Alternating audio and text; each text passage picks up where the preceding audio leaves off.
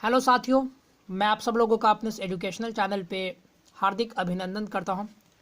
Friends, जैसा कि मैंने आप लोगों से ये वादा किया था कि आपके इस अपने चैनल पर क्लास 10th के विशेषकर गणित, सामाजिक विज्ञान और विज्ञान के विषयों की पढ़ाई करवाई जाएगी।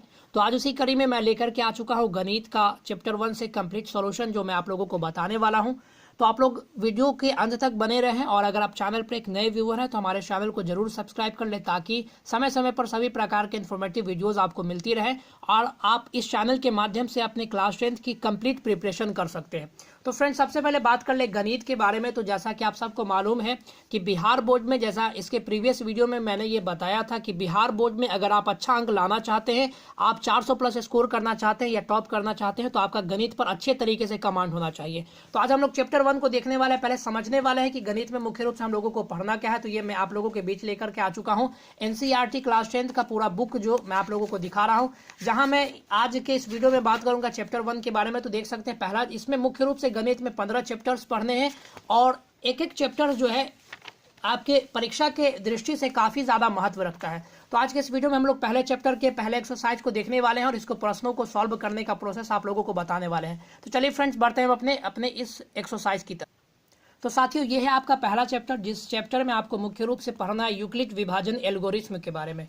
तो इसको पढ़ने से पहले मैं आप लोगों को यूक्लिड से थोड़ा सा परिचय करवा देना चाहता हूँ, ये कहाँ से ये नाम लिया गया है, और साथ ही साथ इसकी क्या क्या विशेषताएं हैं, और इसको किस प्रकार से हम लोग अपने प्रायोगिक जीवन में अप्लाई कर सकते हैं। तो ये आपका देखिए, सबसे पहले यहाँ जो लिखा हुआ है, एल्गोरिथ्म में सुपरिभाषित चरणों की एक श्रृंखला होती है, जो कि एक विशेष प्रकार की समस्या को हल करने की एक प्रक्रिया या विधि प्रदान करती है। शब्द एल्गोरिथ्म 9वीं शताब्दी के एक फारसी गणितज्ञ, यहाँ पर आप लोग देख सकते हैं, अल ख्वारिज़मी के नाम से लिया गया है। वास्तव में शब्द अलजबरा भी इन्हीं के लिखित पुस्तक हिसाब अल जब्र व अल आला मुकाबला से लिया गया है। तो यहाँ पर देख सकते हैं, हो सकता है कि क्लास 10 के एग्जाम में यहाँ से ऑब्जेक्टिव पूछ दिया जाए कि जो है एल्गोरिथ्म शब्द जो है किसके नाम से लिया गया है। तो यहाँ से आप लोग इस चीज को देख सकते हैं और नोटिस कर सकते हैं। अब हम लोग बढ़ते हैं अपने पहले एक्सरसाइज की तरफ, और इसके प्रश्नों को सॉल्व करने की कोशिश करते हैं। तो यूक्लिड विभाजन को पढ़ने से पहले आपको इसके फॉर्मूला को जानना पड़ेगा। तो मैं यहाँ पर लिख रहा हूँ, आप लोग देख सकते हैं, यूक्लिड विभाजन एल्गोरिथ्म। इसका फॉर्मूला क्या होता है ये मैं आप लोगों को बताने वाला हूं, और इसको समझाने वाले हैं कि आप लोग किस प्रकार से इसको निकाल सकते हैं। तो इसका फॉर्मूला होता है a बराबर BQ+R। यह आपको यूक्लिड विभाजन का फॉर्मूला है। अब यहाँ पर समझने वाली बात है कि a का वैल्यू हम कहाँ से प्राप्त कर सकते हैं किसी क्वेश्चन में, b का वैल्यू कहाँ से प्राप्त कर सकते हैं, q का वैल्यू कहाँ से प्राप्त कर सकते हैं, और r का वैल्यू कहाँ से प्राप्त कर सकते हैं। फॉर एग्जाम्पल फ्रेंड्स, मैं आप लोगों के सामने एक एग्जाम्पल लिख रहा हूँ। मान लीजिए यहाँ पर 5 है, उसके बाद मान लीजिए यहाँ पर आपका ये 1588 है। अब आप इसको अगर भाग कीजिएगा, फॉर एग्जांपल यहाँ जो 5 जो आया, यहाँ आप देख सकते हैं 5 जो है, जिससे हम इस 1588 वाले संख्या में भाग कर रहे हैं। तो जिस संख्या से हम किसी संख्या में भाग करते हैं तो उसको भाजक कहा जाता है। क्या कहा जाता है फ्रेंड्स? इसको भाजक कहते हैं। क्या कहते हैं? भाजक। आप लोग रिपीट भी इसको कर सकते हैं। इसको अंग्रेजी में हम लोग डिविजर के नाम से जानते हैं, DIVISOR। आप लोग इसको अच्छे से देखें, तभी आप जाकर के इसके क्वेश्चन को अच्छे से सॉल्व कर सकते हैं। फ्रेंड्स, मैं पूरा आपको सॉल्यूशन नहीं बताऊंगा, मैं आप लोगों को इस प्रकार से पढ़ाना चाहता हूं कि सारे कंसेप्ट आपके दिमाग में क्लियर होते चले, ताकि आप आसानी से सारे प्रश्नों को खुद से भी चाहे तो सॉल्व कर सकते हैं वीडियो देखने के बाद। उसके बाद यहाँ जो 1588 जो है आपका, यानी जिससे किसी संख्या में भाग दिया जा रहा है, यानी जिसमें भाग दिया जा रहा है, उसको हम लोग भाज्य बोलते हैं। इसके अगर अंग्रेजी की बात करें तो इसको हम लोग डिविडेंट बोलते हैं, DIVIDENT। इसको डिविडेंट के नाम से जाना जाता है। अब यहाँ एक तो हो गया आपका भाजक, दूसरा हो गया डिविडेंट। अब मान लीजिए इस 5 से हम 15 में भाग के, तो 3 टाइम्स में लग गया 15।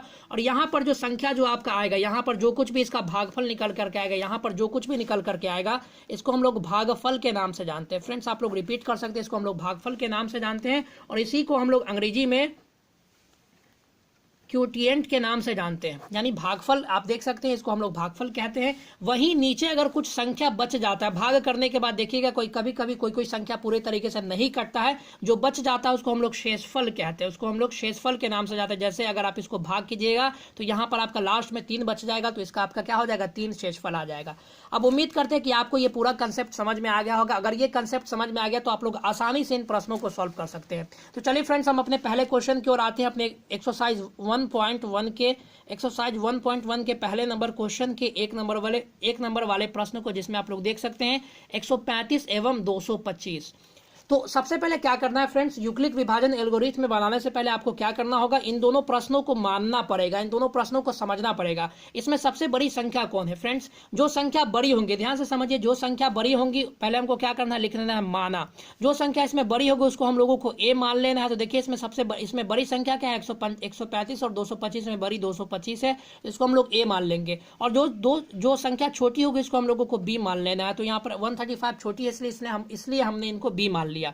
अब क्या करना है, यहाँ पर आप लोगों को फॉर्मूला लिखना है, या मैंने ऊपर जो बताया है यूक्लिड विभाजन, क्योंकि हमको यूक्लिड विभाजन एल्गोरिथम से इनका जो है आप कह सकते हैं कि इनको हल करना है, एचसीएफ ज्ञात करना है। तो यूक्लिड विभाजन एल्गोरिथम से यहाँ पर आपको लिखना है। उसके बाद क्या करना है, यहाँ पर जो एक यूक्लिड विभाजन का जो फॉर्मूला होता है ए बराबर बी क्यू प्लस आर, इसको आप लोगों को लिख देना है। अब सेम इसी तरीके से हम लोगों को भाग करके ये सारी संख्याओं को हम लोगों को क्या करना है, प्राप्त करना है। जैसा कि आपने महत्तम निकाला होगा एचसीएफ अपने पिछली कक्षाओं में, तो आपने देखा होगा। तो सबसे पहले क्या करना है कि जो संख्या बड़ी होगी, जो संख्या बी होगी, यानी यहाँ पर हमको ए को, यहाँ पर हमको जो है मुख्य रूप से बी को लिखना है, यहाँ पर ए को लिखना है, और यहाँ पर जो आपका प्राप्त होगा वो क्यू कहलाएगा, और नीचे जो आएगा वो आपका भागफल हो, सॉरी वहां पर शेषफल हो जाएगा। तो देखिए यहाँ पर जो b जो है, हम लोगों ने b जो माना था 135 को माना था, तो हम लोग 135 यहाँ पर लिख लेंगे। उसके बाद हमने a जो माना था वो 225 को माना था, 225 हम लोग यहाँ लिख लेंगे। और यहाँ इस तरीके से हम लोग क्या कर सकते हैं, इसका महत्तम बना सकते हैं, एचसीएफ बना सकते हैं। तो देखिए यहाँ पर हम लोग क्या करेंगे, 135 से हम लोगों को 225 को डिवाइड करना है। तो क्या 135 के पहाड़ा में 225 आता है? तो आप लोगों का आंसर होगा कि नहीं सर नहीं आता है। तो इससे छोटा कितना आता है? तो अगर हम इसको 2 टाइम्स में कर देते हैं तो 135 दूना कितना हो जाएगा, 270 हो जाएगा। लेकिन यहाँ पर संख्या कितनी है, सिर्फ 225 है। तो ये 2 बार में हम इसको नहीं लगा सकते, हमको सिर्फ 1 बार में ही लगाना पड़ेगा। कितना, 135 यानी 135 ही लग जाएगा। आप क्या करिए, इसको सिंपल भाग, इसको आप सिंपल घटा लीजिए। तो 5 में से 5 जाएगा, 0 बच गया, 2 में से 3 नहीं जाएगा, बगल वाला से यहाँ से लेकर के 12 हो गया, तो यहाँ ये आपका 9 बच जाएगा, 1 में से 1 गया तो ये कट गया। अब बचा ये 90, अब 90 बचा। अब यहाँ जो आपकी संख्या जो 135 जो बच रही है, इस 90 से अब आपको 135 में भाग करना है। अब यहाँ पर समझिए फ्रेंड, तो क्या करना है, यहाँ पर आप लोगों ने ये पहला जो निकाल लिया, तो पहला निकालने के बाद आपको क्या करना है, एक ही जगह पर आप लोगों को लिख लेना है 225 बराबर बी का वैल्यू। देखिए यहाँ पर हम लोगों का कितना है, 135। देखिए हमारा क्यू कितना आया है, यहाँ देखिए क्यू हमारा 1 आया है, तो यहाँ पर हम लोग 1 लिख लेंगे। और यहाँ पर हमारा देखिए ये रिमाइंडर यानी शेषफल जो है यहाँ पर हमारा 90 आया है, तो यहाँ पर हम लोग 90 लिख लेंगे। अब दूसरा स्टेप हम लोगों को करना है, ये भी 1 टाइम में लग जाएगा, तो 90 कम 90 हो जाएगा। इसको अगर आप लोग सब्सट्रैक्ट कर लीजिएगा तो 45 आ जाएगा। उसके बाद फिर क्या करना है, सेम वही प्रोसेस हम लोगों को अपना लेना है। यहाँ पर हम लोग क्या करेंगे, यहाँ पर मैं आप लोगों को ऊपर बता दे रहा हूँ कि अब ये क्या होगा, जैसे कि आपने देख लिया कि 225 था, 225 का हम लोगों ने ये पूरा प्रोसेस कर लिया। अब बारी किसकी आती है, 135 की। तो अब सामने कौन सा संख्या आ जाएगा, 135 संख्या पहले आ जाएगा। उसके बाद देखिए हमने इसमें 90 से भाग किया है, तो 90 पहले आ जाएगा। और कितना बार में भाग किया है, 1 बार में, तो यहाँ पर 1 गुना में आ जाएगा, प्लस का निशान दे देना है। यहाँ पर कितना बच गया, 45, तो यहाँ पर 45 लिख देना है। आप लोग समझ सकते हैं। उसके बाद क्या करना है, फिर सेम वही प्रोसेस हमको 45 के साथ भी दोहराना है। तो 45 यहाँ पर है, तो अब ये 90 जो है यहाँ पर आ जाएगा। तो कितने टाइम्स में कट जाएगा आपका, 45 से 92 टाइम्स में कट जाएगा। तो यहाँ पर आप देख लीजिए 90 पूरा का पूरा कट गया, जैसा कि आप लोग देख पा रहे हैं। अब यहाँ पर देखिए, अब सेम वही प्रोसेस हमको क्या करना है, अब ये 90 जो है 135 की जगह पर आ जाएगा, तो 90 यहाँ लिख देना है। और ये 45 जो है 90 की जगह पर आएगा, तो 45 जैसा कि आपने देखा हमने इसको 2 बार में डिवाइड किया, तो यहाँ 2 लिख देना है। अब यहाँ पर हमारा शेषफल क्या आ रहा है, कट गया, यानी यहाँ पर शेषफल क्या आ रहा है, 0 आ रहा है। अब यहाँ पर समझने वाली बात क्या है कि जब आपका शेषफल 0 आ जाए, जब आपका शेषफल 0 आ जाए और जिस संख्या से 0 आ जाए, जहां पर आप लोग देख पा रहे हैं कि यहाँ पर किस संख्या से 0 आया, लिख देना है 45 से आया। तो यहाँ अंतिम भाजक, अंतिम बार में किससे कटा, अंतिम भाजक 45 है, इसलिए आपका एचसीएफ बराबर क्या हो जाएगा, इसलिए एचसीएफ बराबर 45 इसका आंसर हो गया। तो आप लोग समझ सकते हैं कि मैंने पूरा जो है आपको पूरे विस्तार से समझाया कि अगर आप लोग इन सारे चीज़ों को समझ चुके होंगे तो अन्य क्वेश्चंस भी आप लोग आसानी से बना सकते हैं। 196 और 38 225 को भी आप लोग बना सकते हैं, और 867 और 255 को भी आप लोग बना सकते हैं। तो ये 2 क्वेश्चंस आप लोगों के लिए होमवर्क रहेगा, ये 2 क्वेश्चंस आप लोगों के लिए होमवर्क रहेंगे। आप लोग कमेंट बॉक्स के माध्यम से हमारे इस वीडियो के नीचे कमेंट करके बता सकते हैं कि अन्य 2 प्रश्नों के क्वेश्चंस के आंसर कौन कौन से हैं। और अगले वीडियो में हम लोग बात करने वाले हैं क्वेश्चन नंबर 2 से लेकर के question number 2, question number 3, question number 4 और क्वेश्चन नंबर 5। इन सभी प्रश्नों को हम लोग अगले वीडियोस में समझने वाले हैं। तो उन सारे वीडियोस को देखने के लिए आप हमारे चैनल से जुड़े रहें। थैंक यू वेरी मच, मिलते हैं अगले वीडियो में, तब तक के लिए धन्यवाद। God bless you all.